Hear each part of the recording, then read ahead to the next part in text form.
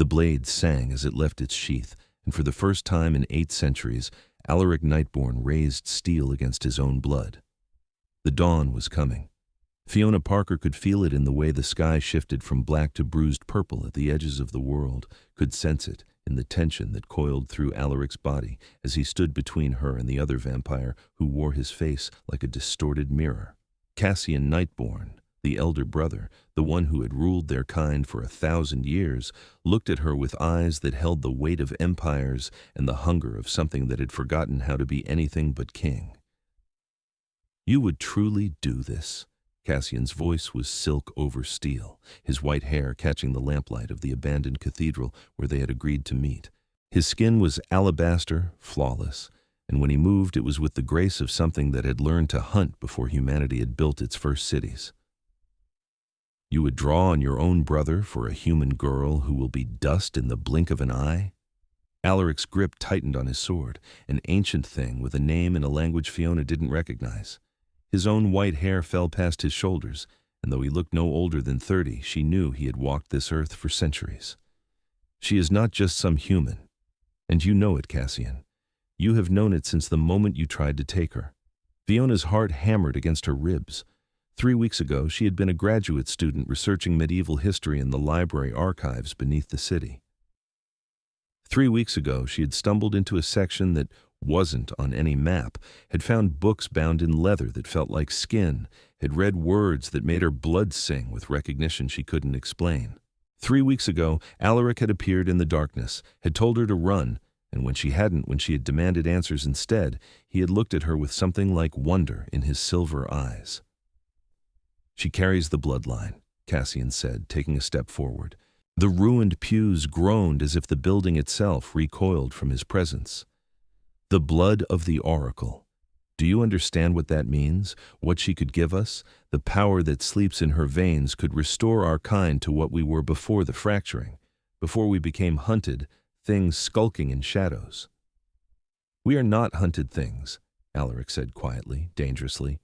"We are apex predators who have chosen to evolve beyond mindless slaughter, and she is not a resource to be drained." "You love her." Cassian's words were an accusation, a curse. "My brother, my blood has fallen for Immortal, after everything we have survived, after everyone we have lost." "Yes." Alaric's admission rang through the cathedral like a bell. "Yes, I love her, and I will not let you touch her, not even if I have to cut you down where you stand." Fiona wanted to speak, wanted to tell them both that she had a say in this, that she wasn't some prize to be fought over. But she understood enough about vampire law by now to know that this was about more than her. This was about 800 years of brotherhood, about the fracturing Cassian had mentioned, about a war that had split their kind into factions and made Cassian's rule absolute through blood and terror. Alaric had left that world behind 2 centuries ago, had renounced his claim to the throne and walked away into exile, until Fiona had stumbled into that archive, until Cassian had learned what she was and decided he would have her power for his own. "Then we duel at dawn," Cassian said, and there was sorrow in his voice beneath the rage. "By the old laws, brother against brother, blade against blade, the winner claims the prize, the loser faces the sun." Fiona's breath caught. She had learned enough to know what that meant. Vampires could survive many things, decapitation if done poorly, stakes through the heart, even fire if they were strong enough. But the sun was absolute. The sun was death, true and final. "Cassian, please." Alaric's voice cracked, just slightly, just enough for Fiona to hear the centuries of love beneath the anger. "There has to be another way. Let me take her somewhere you will never find us. Let us disappear." "So you can spawn a bloodline that could rival our own?" Cassian shook his head. "So you can create something that could destroy everything I have built? No, brother. If I cannot have her, neither can you. We duel, or I call the full might of the Crimson Court down upon you both. Every vampire in my service, every ancient who owes me fealty, will hunt you until there is nowhere left to hide. Is that what you want for her? To spend her brief mortal life running?" Alaric's jaw clenched. Fiona could see the war behind his eyes, could see him calculating odds and outcomes. She stepped forward before she could stop herself, moved to his side even though every instinct screamed that she was standing between two apex predators who could end her with a gesture. "What if I choose?" Her voice was steadier than she felt. "What if I have a say in this?" Cassian's gaze fixed on her, and it took everything she had not to step back. His eyes were silver like Alaric's, but colder, ancient in a way that made her feel like an insect pinned to a board. "You are human. You have no voice in this." "Then your laws are barbaric." She forced herself to meet his stare. "I am a person, not property. And if Alaric fights you, it should be because he chooses to, not because you've backed him into a corner." "Fiona." Alaric's hand touched her shoulder, gentle despite the tension in every line of his body. "No." She shook her head. "I won't let you die for me, either of you. There has to be another way." "There is no other way," Cassian said, but something flickered in his expression. "Unless you would come willingly to the court, let our scholars study your bloodline. Let us understand what you carry. You would be treated with honor, given every luxury." "She would be a prisoner," Alaric cut in. "Do not dress it up as anything else, brother. You would bleed her slowly, study her like a specimen, and when you had learned everything you wanted, you would turn her to ensure the bloodline continued under your control. That is the truth of it." Cassian didn't deny it. The silence stretched between them, heavy and suffocating. "I knew your mother," Cassian said finally, looking at Fiona. "Centuries ago. A woman with your eyes, your face. She was oracle too, could see the threads of fate, could read the patterns in blood and bone. She helped us end a war that would have destroyed both our kinds. I tried to save her when the purges came, when humans hunted anything that knew our secrets. But she refused. She said her line would endure, that one day one of her descendants would bring balance again." His voice softened, just slightly. "You look so much like her." Fiona's breath caught. Her grandmother had told her stories, old family legends about women who saw things others couldn't, who knew when death was coming, who could read fortunes in ways that were always eerily accurate. She had thought they were just stories. "What was her name?"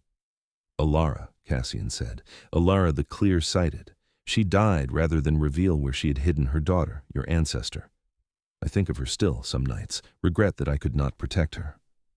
He shook his head, and for a moment he looked less like a king and more like something infinitely tired. "But this is not about sentiment. This is about survival.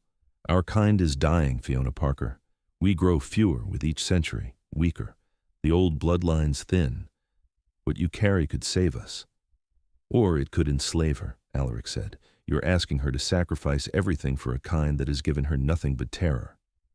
I am offering her the chance to be part of something greater than her brief mortal existence." Cassian's voice hardened again. "But I see my brother has already poisoned you against us. Very well, we duel at dawn, 1 hour. That gives you time to say your goodbyes." He turned to leave, his coat sweeping behind him like wings. At the cathedral door, he paused. "I do not want to kill you, Alaric, but I will if I must. Our kind cannot afford division, not now.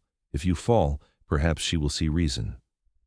Then he was gone, vanished into the pre-dawn darkness with the speed of his kind. Fiona's knees nearly buckled. Alaric caught her, pulled her against his chest.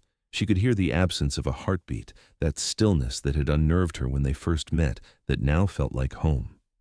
"This is insane," she whispered. "He's your brother. You can't kill your brother." "I will if it means keeping you safe." His arms tightened around her. "Fiona, I need you to listen to me. If things go badly, if I fall, you run. There is a car outside, keys in the ignition. Drive south until you reach the coast. Find a woman named Isadora at a bookshop called The Turning Page. She is human, but she knows our world. She will hide you." "Stop," Fiona pulled back, looked up at him. In the 3 weeks since they had met, she had learned the planes of his face like geography, had traced the line of his jaw, had memorized the way his eyes softened when he looked at her. She had fallen impossibly, irrationally, completely in love with a vampire. "Stop talking like you were going to lose. You are older than most of his court. You were trained by the same masters. You can beat him." "He is stronger than me." Alaric's honesty was brutal. "He has fed from the ancient bloodlines, has drunk from sources I renounced centuries ago. In pure strength, he surpasses me." Then why are you fighting? Because you are worth dying for. He said it simply, as if it was the most obvious truth in the world. Because in 800 years, I have never felt what I feel when I am with you. Because when I watch you read, so focused that you forget the world around you, I understand why poets write odes and warriors burn cities. You make me remember what it was to be human, to want something beyond power and blood and endless night. Tears burned in Fiona's eyes. That's not fair. You cannot say things like that and then go die. Then I will try very hard not to die. He smiled, and it was heartbreaking. I am not easy to kill, love. I have survived this long through more than luck. She kissed him then, desperate and fierce, trying to pour everything she felt into the press of their lips. He tasted like winter and wine, like something ancient and untamed, and when his hands threaded through her hair, she felt cherished and worshipped and terrifyingly fragile all at once. When they broke apart, both breathing hard well, she was breathing hard. He only did it for show. The sky was lighter. Dawn was coming fast. Tell me about the duel, Fiona said. Tell me the rules. They walked to the cathedral courtyard while Alaric explained. The old laws were simple and brutal. 2 vampires, 2 blades fight until one surrendered or fell. No magic, no calling of allies, no tricks. Just skill and strength and speed. The loser, if they survived, faced the rising sun as punishment for their failure. It was meant to be absolute, a way to settle disputes that could not be resolved through politics or power. It hasn't been invoked in 200 years, Alaric said. Not since the Treaty of Shadows forbade vampire-on-vampire violence without approval from the court. But Cassian is the court. His word is law. He can invoke the old ways if he chooses. Why does he hate you? Fiona asked. It is not just about me, is it? There is history here. Alaric was quiet for a long moment, watching the sky lighten. I left him, he said finally. 200 years ago, when he declared himself absolute ruler, when he crushed the rebellions with such brutality that even our kind recoiled, I could not stand beside him anymore. I could not watch him become the monster our father had been. So I renounced my claim, my title, my place at his side, and I walked away. He has never forgiven me for that. In his mind, I betrayed him when he needed me most. Did you? Perhaps, Alaric's voice was heavy, or perhaps I saved myself from becoming like him. I do not know anymore. But I know that if he takes you, if he has his way, you will spend your life in a gilded cage being studied and bled and eventually turned into something you never asked to be. I cannot allow that. I will not. The cathedral courtyard was old stone, cracked and weathered, surrounded by walls that had stood for centuries. In the center was an open space, large enough for a duel. Cassian was already waiting there, his white hair braided back from his face, his sword resting point down against the stones. He had removed his coat, wore only black that made his pale skin seem to glow in the growing light. Will you be my second? Alaric asked Fiona quietly. It means standing witness, ensuring the rules are followed. If I fall, you must not intervene. Promise me. I promise. The words tasted like ash. She took her place at the edge of the courtyard. The sky was purple-gray now, the sun minutes from breaking the horizon. Both brothers moved to the center of the space, facing each other with blades in hand. They looked so similar in that moment, same height, same regal bearing, same ancient grace. Brothers in truth, divided by choices and centuries in love. Do you remember when we were young? Cassian's voice carried in the still air. Before Father turned us, when we were still human and mortal and stupid? You wanted to be a scholar. You spent all your time in the monastery library, reading every manuscript you could find. I remember. Alaric's sword came up into guard position. You wanted to be a knight. You practiced with wooden swords until your hands bled. And then Father made us into monsters, and we had eternity to become whatever we wanted. Cassian's blade rose to mirror Alaric's. I became a king. You became a wanderer. Neither of us became what we dreamed. No, Alaric agreed. We became something else. I just wish we had not become enemies. You made that choice when you left, and you made yours when you ruled through fear. They moved. Fiona had never seen anything like it. They were blurs of white and black, their swords singing as they met and parted and met again. Sparks flew where the ancient blades collided. The sound was like bells, like breaking glass, like music played too fast and violent to be beautiful. They moved across the courtyard in a deadly dance, neither giving ground, neither backing down. Cassian was stronger, Fiona could see that. When their blades locked, Alaric was driven back step by step.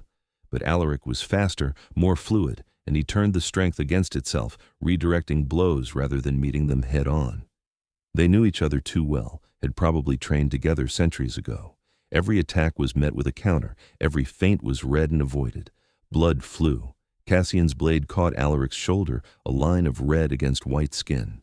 Alaric's riposte opened a cut along Cassian's ribs. Neither slowed. Vampires healed fast, and these were not killing blows. The sky grew lighter.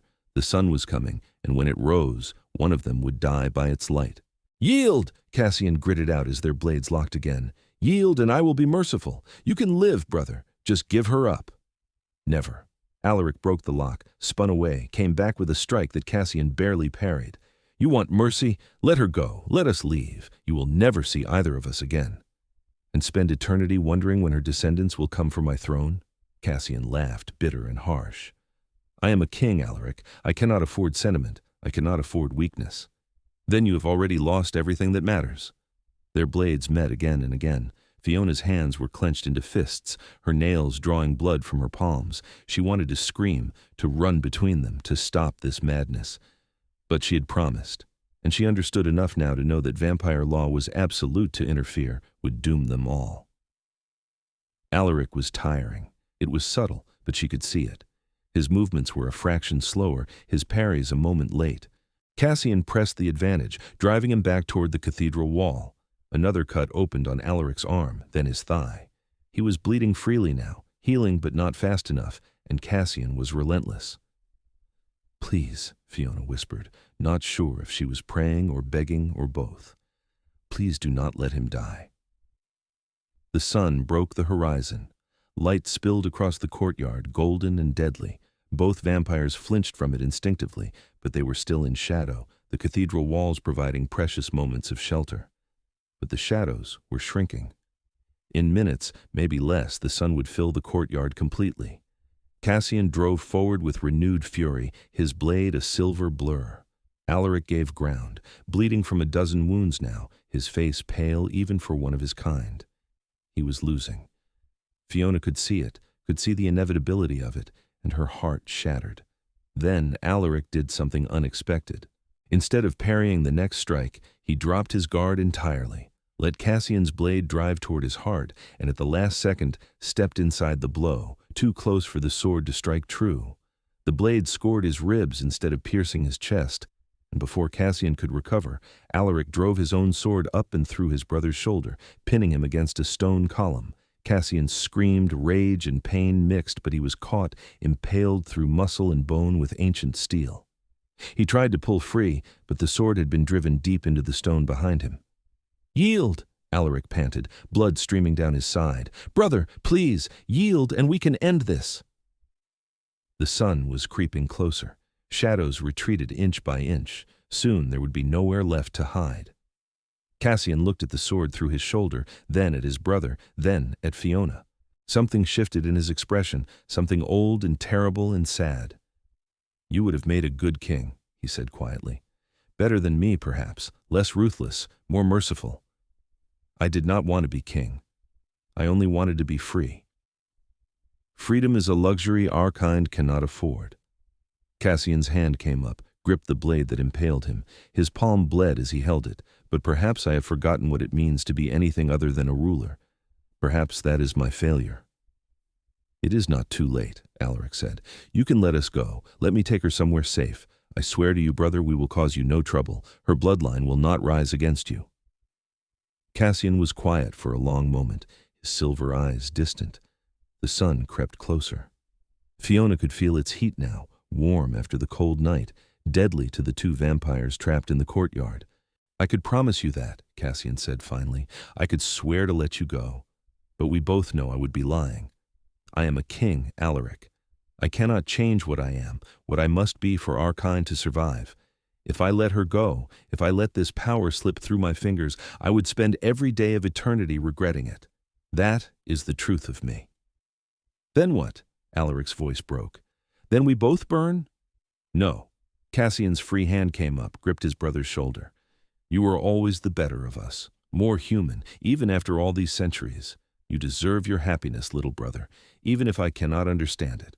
With a wrench that must have been agony, he tore the sword from his shoulder, and the stone stumbled forward. "Take her and go." "Cassian, go!" The king's voice was thunder. "Before I change my mind, before the sun takes the choice from both of us." He pressed a hand to his bleeding shoulder, and Fiona saw something in his face that looked almost like grief. "There is a passage beneath the cathedral, leads to the tunnels under the city. You know the way. Take it. I will tell the court you died honorably in combat. You will be a memory, not a fugitive." "What about you?" Alaric stared at his brother. "The sun. I am old enough and strong enough to survive if I move quickly." Cassian smiled, bitter and beautiful. "And if I am not, then perhaps that is justice. Go, Alaric. Be happy. Give her the life I cannot." Alaric caught his brother's hand, gripped it hard. For a moment they stood there, two white-haired vampires who had been boys together 1,000 years ago, who had been turned and transformed and twisted by time and power and choices. "Thank you," Alaric whispered. "Do not thank me. Just go. And if you ever have children, tell them their uncle was not always a monster." Then Cassian shoved him away toward the cathedral door. Alaric stumbled, caught himself, looked back once with anguish in his eyes. Then he was moving, a blur of speed, catching Fiona's hand as he passed. "Run!" She ran. They plunged into the cathedral's darkness, downstairs she hadn't seen before, into tunnels that smelled of earth and age. Behind them, she heard Cassian's roar, rage or pain or triumph, she couldn't tell. The sun filled the courtyard in a blaze of light. They ran until the tunnels opened into wider passages, old maintenance corridors beneath the city. Ran until Fiona's lungs burned and her legs trembled. Only then did Alaric slow, catch her as she stumbled, pull her against him. "Is he dead?" she gasped out. "I do not know." Alaric's voice was hollow. "He is strong, perhaps strong enough, or perhaps he chose to burn. Why did he let us go? Because beneath the king, beneath the cruelty, he is still my brother. And maybe he remembered what it was to love something more than power, even if only for a moment." Alaric's arms tightened around her. "We cannot stay in this city. We must go now, before he changes his mind or his court comes looking." "Where?" "Somewhere far, somewhere his reach does not extend." He pulled back, looked down at her with eyes that held centuries of sorrow and something fiercer, something that burned brighter than grief. "Somewhere I can keep you safe and teach you about your bloodline and what it means. Somewhere we can have the time you deserve." "Time." Fiona's laugh was shaky. "How much time do we have? I am human, Alaric. I will age and die, and you will go on. Then we will make every moment count." He cupped her face in his hands, his skin cool against her flushed cheeks. "And when the time comes, when you have lived the life you want, if you choose it, only if you choose it, I will turn you. I will give you eternity. But it must be your choice, Fiona. I will never take that from you." She kissed him then, there in the darkness beneath the city, with dirt under their feet and danger behind them and an uncertain future ahead. She kissed him and felt the truth of what he offered, not just immortality, but choice. Not just protection, but partnership. Not just love, but freedom. "Where do we go?" she asked when they broke apart. "I know a place." Alaric took her hand, threaded his fingers through hers. "An island off the coast of Scotland. Remote, hidden. I have a house there, have not visited it in decades. We can go there. Be safe. I can teach you about your bloodline, about the oracle gift. You can decide what you want to do with it. And if Cassian comes looking, then we will face that when it comes. Together." They walked through the tunnels, following a path that Alaric knew by memory. Fiona's mind spun with everything that had happened, everything that had changed in the span of 3 weeks. Her old life felt like a dream, her university, her research, her small apartment and ordinary worries.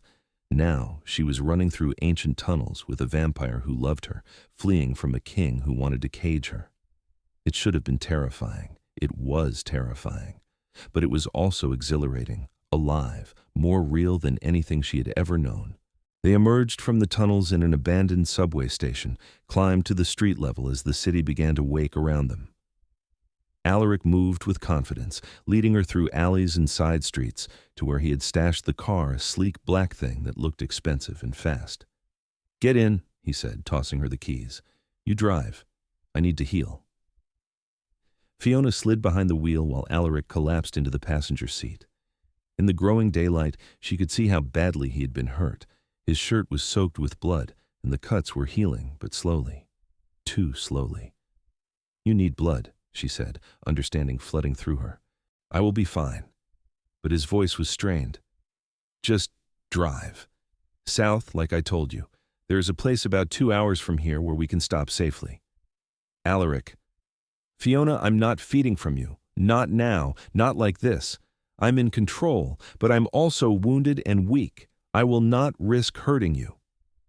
She wanted to argue, wanted to insist, but she saw the fear beneath his refusal. He was terrified of losing control, of harming her. So she drove instead, pushing the car through empty morning streets, heading south as the sun climbed higher. They made it an hour before Alaric started to fade.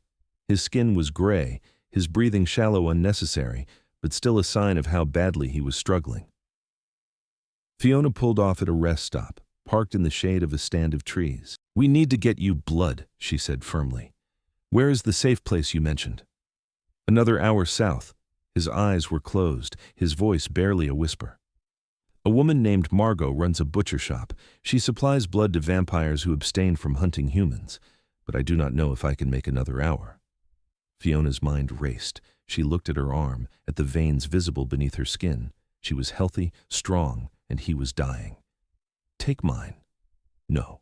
Alaric, listen to me. You are dying. You saved my life. You fought your brother for me, and now you are dying because you are too noble to feed. Take my blood. Enough to heal, enough to get us to safety. I trust you.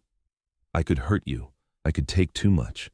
But his eyes opened, fixed on her with desperate hunger that he was barely containing. "You will not. You love me, and I love you. So take what you need." She held out her wrist, and after a moment of hesitation that felt like eternity, Alaric took it. His fingers were gentle as he brought her wrist to his mouth, his fangs sharp as they pierced her skin. The pain was brief, a sting that faded into something warmer, something that made her gasp. He drank, and she felt it, the pull of her blood leaving her body, the strange intimacy of it. It should have been terrifying. Instead, it felt right. It felt like giving him a gift, like sharing something vital and essential. His color returned, the gray fading to pale white, and the wounds on his body began to close faster. After what felt like minutes, but might have been less, he pulled away, sealed the wound with a touch of his tongue that made her shiver. "Thank you," he whispered, and his voice was stronger. "That was incredibly foolish and incredibly brave. You would do the same for me. In a heartbeat I no longer have." He smiled, and it was real, warm. "Come, let us get to Margot's. I need real sustenance, and you need food and rest. Then we continue north to the coast." They drove on. Fiona felt lightheaded but not dangerously so, and Alaric looked more alive with each mile. They found Margot's shop as the clock struck noon, a small, neat building with a hand-painted sign and the smell of meat and herbs. Margot herself was a surprise, a round, cheerful woman in her 60s who took one look at Alaric and clucked like a worried hen. "Alaric Nightborne, you look like death warmed over. Get inside before someone sees you. And who is this?" "Fiona Parker," Fiona said, offering her hand. "I am with Alaric." "Oh, I can see that." Margot's eyes twinkled. "Well, come in, both of you. I will get you fixed up." The back of the shop was set up like a clinic, clean and organized. Margot produced bags of human blood, donated and treated, she explained, from a network of humans who supported vampires who tried to live ethically. Alaric drank deeply while Margot fussed over Fiona, making her eat sandwiches and drink water until the lightheadedness passed. "You gave him blood," Margot said, not a question. She had checked Fiona's wrist, had seen the mark. That was brave, also stupid, but brave. He was dying. And he would have done anything to avoid taking from you, even if it meant his own death. That is Alaric, stubborn, noble fool. but Margot said it with affection. I have known him for 30 years. He's one of the good ones, dear. If you have his heart, you are blessed. I know. Fiona watched Alaric across the room, saw the way he moved now, healed and whole. His brother let us go, the vampire king. He was going to kill Alaric, but he let us go instead. Margot's eyebrows rose. Cassian Nightborne showed mercy? That is a story I want to hear. While Alaric slept, vampires could sleep during the day if they were safe and well-fed. Fiona told Margot everything. The older woman listened, asked sharp questions, and finally nodded. Cassian is a complex man. I met him once, decades ago. He's capable of great cruelty, but also great love. The two are not mutually exclusive. She patted Fiona's hand. You carry the oracle blood. That's a rare and precious thing. But it is also a burden. The sight, the knowing it can drive people mad if they do not learn to control it. Alaric said he would teach me, and he will. But understand, child, that once you learn to use your gift, you will see things. The future is not fixed, but it is also not kind. You may see death, tragedy, pain. Are you prepared for that? Fiona thought about it, about the dreams she had been having since she found those books in the archive. Dreams of blood and fire, of white-haired vampires and ancient battles. Dreams that had always felt like more than dreams. I think I have been seeing things already. I just did not understand what they were. Then you have the gift, strong too, if it is manifesting without training. Margot looked thoughtful. Cassian was right to want you. With your blood and training, you could be one of the most powerful oracles in centuries, but power always comes with a price. What price? The price of knowing what is coming and being unable to stop it. The price of seeing all the ways things can go wrong. The price of carrying knowledge that others would kill for. Margot's voice was gentle. But with Alaric by your side, you will be as safe as anyone can be in this world. He will protect you with everything he has. When Alaric woke as evening fell, they prepared to leave. Margot gave them supplies, more blood, food for Fiona, maps to safe houses along the coast. Be careful, she said, hugging Fiona tightly, and if you ever need anything, you come back here. I will help however I can. They drove through the night, Alaric at the wheel now, navigating roads that grew narrower and more remote. Fiona dozed in the passenger seat, woke to find them on a ferry crossing dark water, the lights of the mainland fading behind them. Where are we? She asked, her voice thick with sleep. Crossing to the Isle of Skye. From there we take a smaller boat to my island. We will be there by dawn.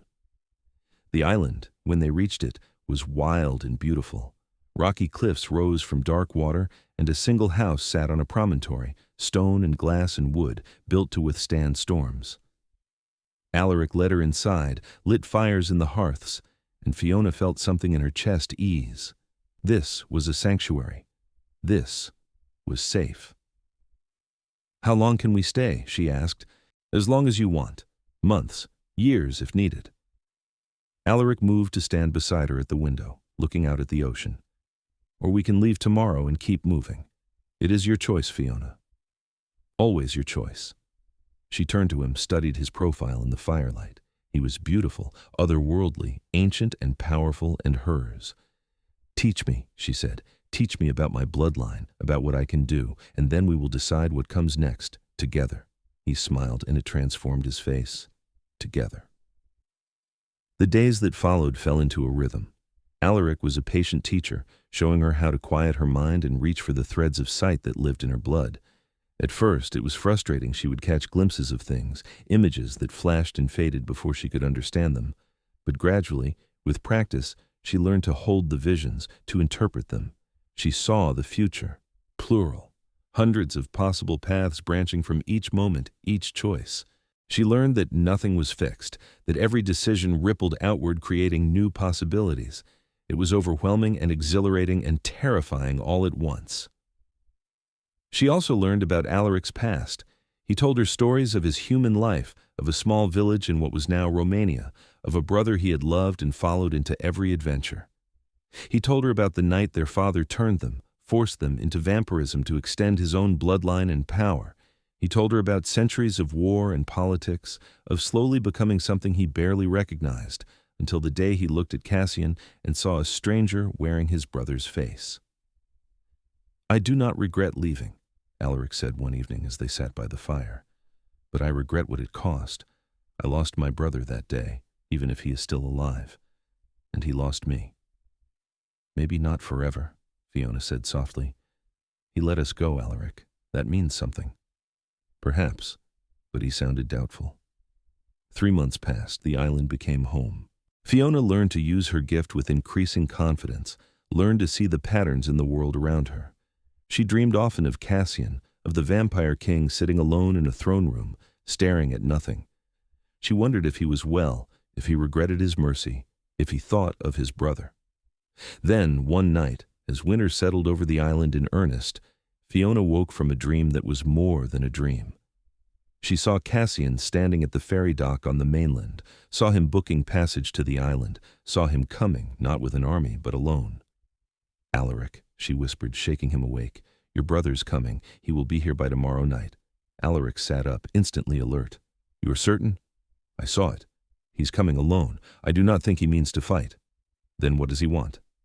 They spent the next day preparing. Alaric was tense, restless, but he did not suggest they run. "If Cassian has tracked us here, we cannot outrun him. Better to face him and learn his purpose." When the sun set and darkness fell, they waited. An hour after full dark, there was a knock at the door. Alaric opened it to find his brother standing on the threshold, white hair loose around his shoulders, wearing simple clothes that made him look less like a king and more like a wanderer. "May I come in?" Cassian asked quietly. Alaric stepped aside.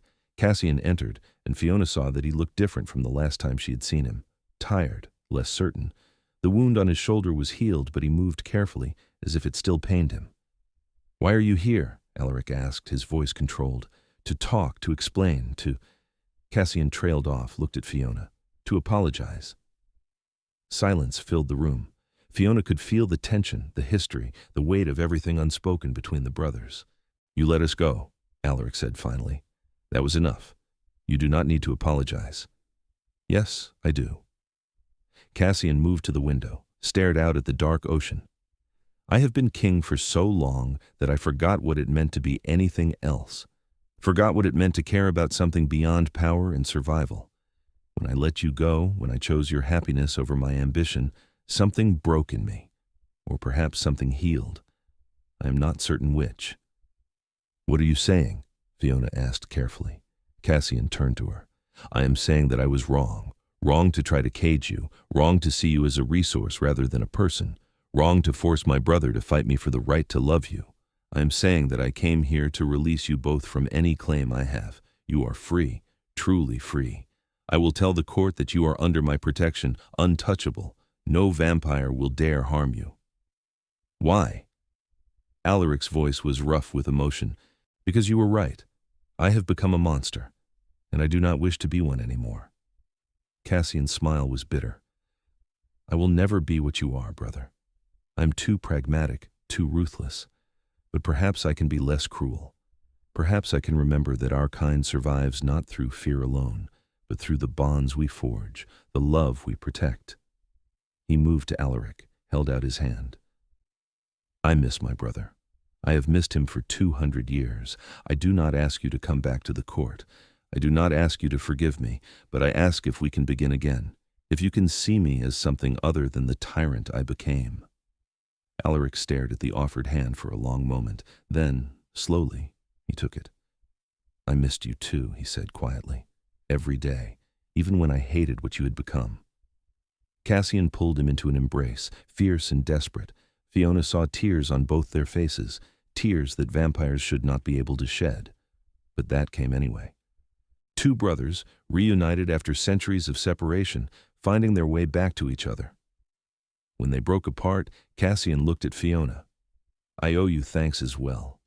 You gave me back my brother, not by force or manipulation, but by showing him what love could be, by being worth fighting for. For that, you have my gratitude." "And you have mine," Fiona said, "for letting us go, for choosing love over power, even for a moment." Cassian stayed that night, and they talked for hours. He told them about changes he was making to the court, about laws he was reforming, about trying to lead with less cruelty and more wisdom. Alaric listened, offered advice, and Fiona saw the brothers. They must have been once complementary, one tempering the other.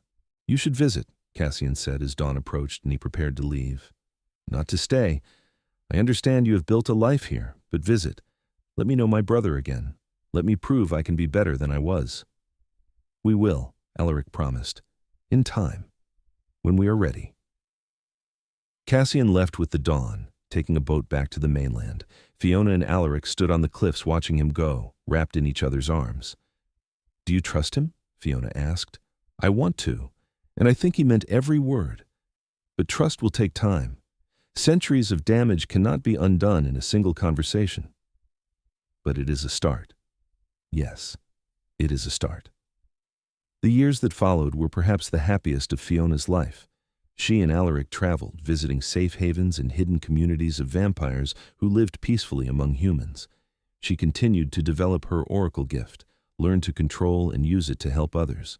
She advised, counseled, used her sight to prevent disasters and guide people toward better futures. And Alaric was with her every step of the way. Protective but not possessive, dominant in the way that made her feel cherished rather than controlled.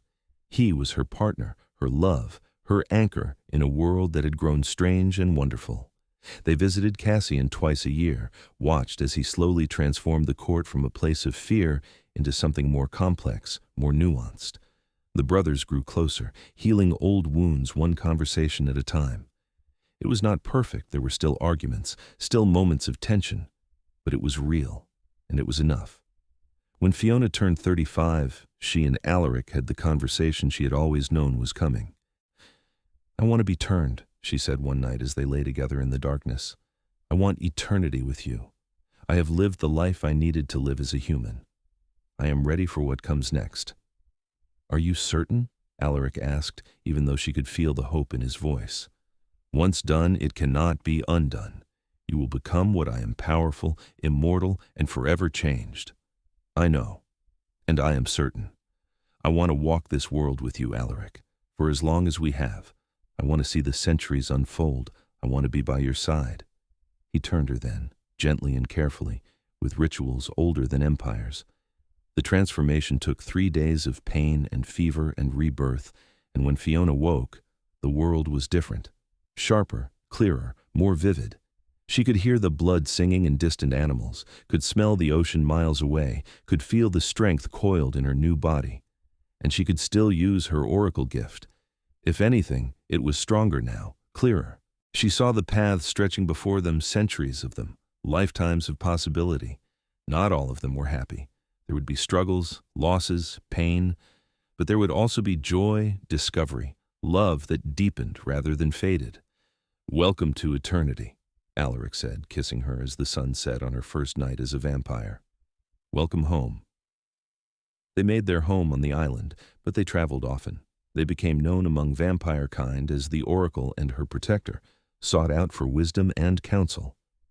Cassian visited, and gradually he brought others members of the court, vampires who needed to learn that there were ways to live beyond the old cruelty.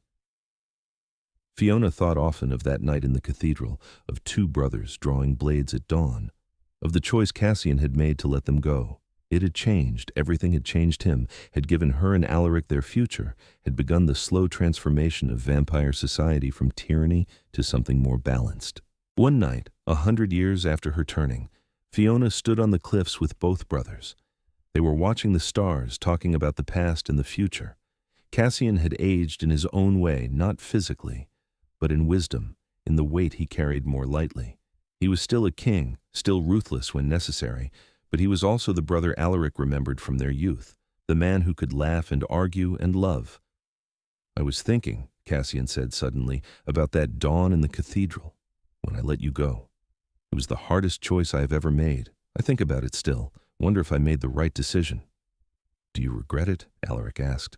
"No. I regret many things, but not that. Letting you go gave me back something I had lost, the ability to choose love over power. It reminded me that being king did not mean being alone." He looked at Fiona. "You taught me that. Both of you." "We did not teach you anything," Fiona said gently. "You made the choice yourself. You could have killed Alaric, could have taken me prisoner. Instead, you let love win. That was all you.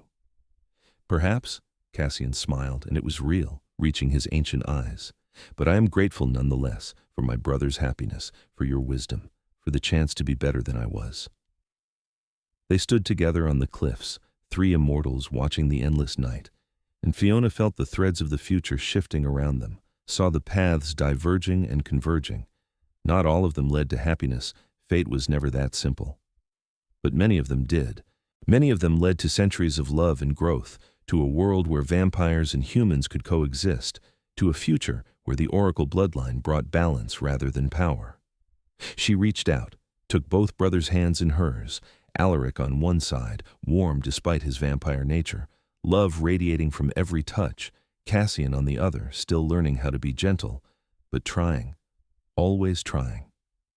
"Thank you," she said softly, "both of you, for fighting, for choosing, for giving us this chance." "No," Alaric said, pulling her close.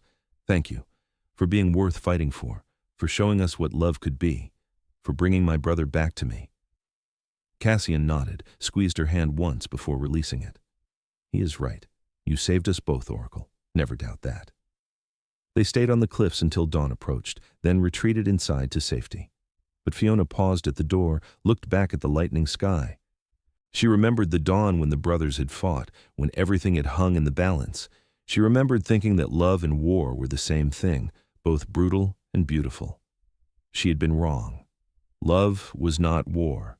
Love was the choice made in the middle of war to lay down the blade. Love was mercy when vengeance would have been easier. Love was a king releasing his brother, a vampire protecting his human, a woman choosing immortality so she could spend eternity with the one who had fought for her. Love was what remained when the fighting stopped. And it was enough. More than enough.